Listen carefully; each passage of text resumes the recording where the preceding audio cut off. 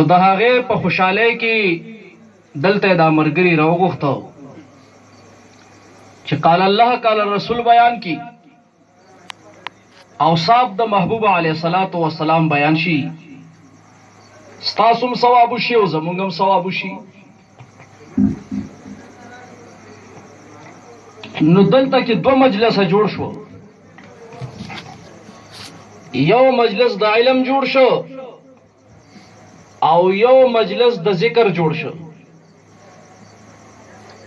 نو څنګه چې د علم مجلس دا مبارک او نورانی محفل وی، دغه سي ورسره د ذکر مجلس هم دا مبارک او نورانی وی. ځکه چې دا ذکر د الٰه العالمین دا دومره عظیم عبادت ته، دا دومره عظیم عبادت ته چې الٰه العالمین په خپل فرمایي چې ولا ذکر الله اکبر. الله وی زما دا ذکر ډیر لوی دی. نو چې کم کسان دا ذکر کوي نو دغه ذاکرین هم لوی خلق دي، دا ذاکرین هم لوی خلق دي، دا معمولی خلق نه دي. په یو ځای کې الله جل مجدو په قرآن عظیم الشان کې د ذاکرانو ته د عقل خاوندان ویلي دي چې دا ذاکران دا د عقل خاوندان دي. او په بل ځای کې الٰه العالمین د ذاکرانو ته دا چې خطاب کوي چې رجال لا تلهیهم تجارت ولا بیع عن ذکر الله. دا سه بندگان الله وی زماشته چې خرڅول او خستلی زما د ذکر نه غافل کوي. کله مارکیټ او منډي کې خرڅول او خستل کوي، خو سره دا وی بیا هم زما ذکر کوي. او الله فرمایي تاسو زما ذکر کوي، تاسو ما یاد کوي په ذکر باندې، زب تاسو یاد کم په نعمتونو باندې. نو دواړه طرف ته مجلس عظیم دی. اومدغه علم ته هم نسبت د ذکر کیږي او د الله نومونه اخستلو ته هم ذکر ویل کیږي.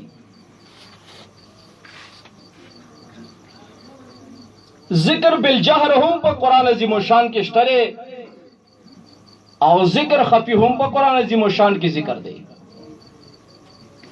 د ذکر بالجهر د پاره خپل فضایل دي او د هغې د پاره خپل محلونه دي، او د ذکر خفی د پاره خپل محل او خپل فضیلت دی. دواړه په دین د اسلام کې راغلي دي، جایز دي، د احادیثو نه ثابت دي. یو ورځ حضرت ایوب علیه السلام په لاره باندې را روان دی.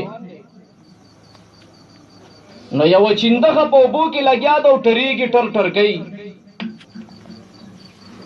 ایوب علیه السلام ورته وایي چندخې دومره اوچت आवाज کې دومره ټریږي چې ما نه د الله ذکر هیر کو، ستا د ټریدو په تماشا باندې شوما، نو ما نه د الله ذکر پاتې شو. چندخه ورته وایي ایوب علیه السلام په دې ځمکه باندې لږ په مزه مزه باندې ګرځه، دومره په غرب غرب باندې را روان وي چې زه دې ویرولم ما نه د الله ذکر هیر کو.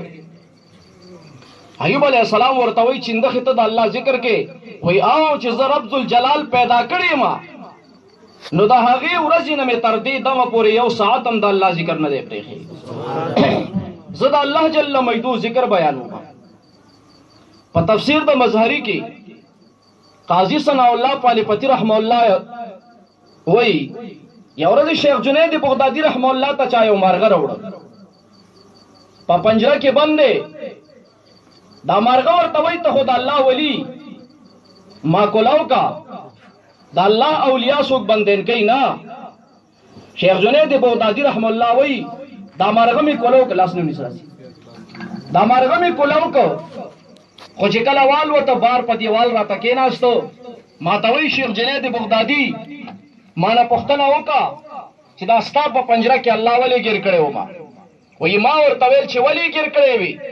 مارغه راته وایي چې کله نه الله پیدا کړی یم د الله ذکر کومه، یوه ورځ مې صرف د الله ذکر نه دی کړی، د الله ذکر رانه پاتې شوی دی، الله څلوېښت ورځې ستا په جیلخانه کې بند کړه. نو لاندې تفسیر د مظهري کې وایي کم یو زناور او کم یو مارغه چې د الله ذکر پریدي نو یا د ښکاری په بند کې گیر شي او یا د ښکاری په چاړه باندې حلال شي. ځکه وې د الله ذکر به نه کوي.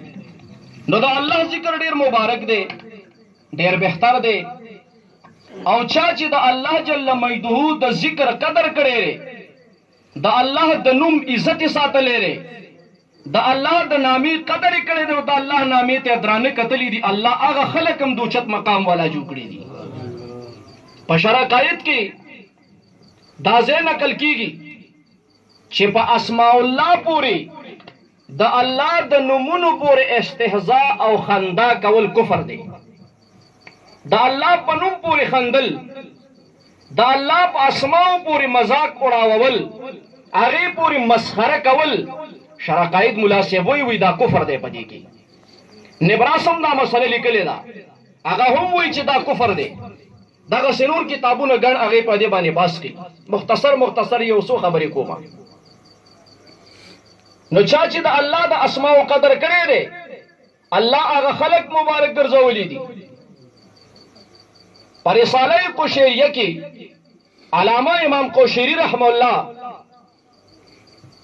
هغه وی یو ورځ جبرائیل علیه السلام وی ز په سدرۃ المنتهى کې ناستم او ناګهانه आवाज راغی لبیک یا عبدی، اے زما بنده حاضر ما، غواړه بنده سغواړي.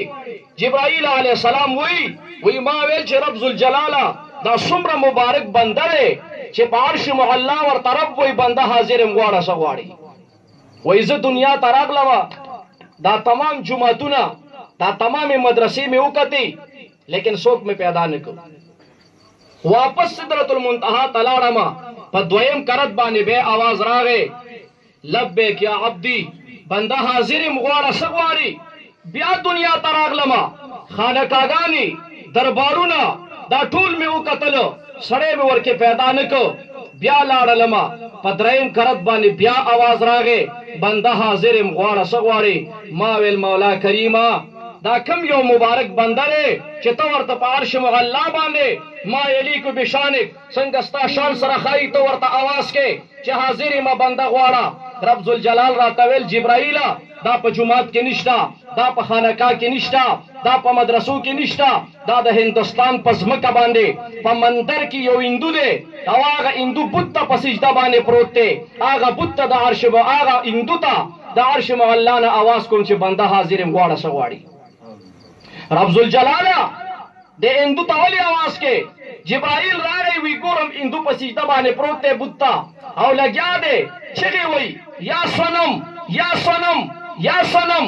خلای خطا شي، زبان خطا شي، د غلطۍ نه د خلې نه وخیږي یا صمد، د غلطۍ نه د خلې نه د صنم په ځای باندې د یا صمد چغه وخیږي.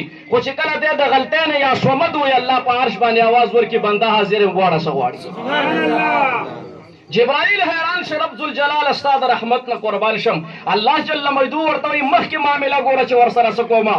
الہ العالمین ورته جبرائیل ګوره دا هندو پاسې دو دا بوت یو چت کو زمکه لرا خطا کو ول خدای دې بی خو بنیاد وباسا دومره موده مې درته چغي والی आवाज درانه کو نن چې کوم دې کلمه و مسلمانې ګما او راغه عالم ته ول ما ته کلمه و چې لا اله الا الله محمد رسول الله.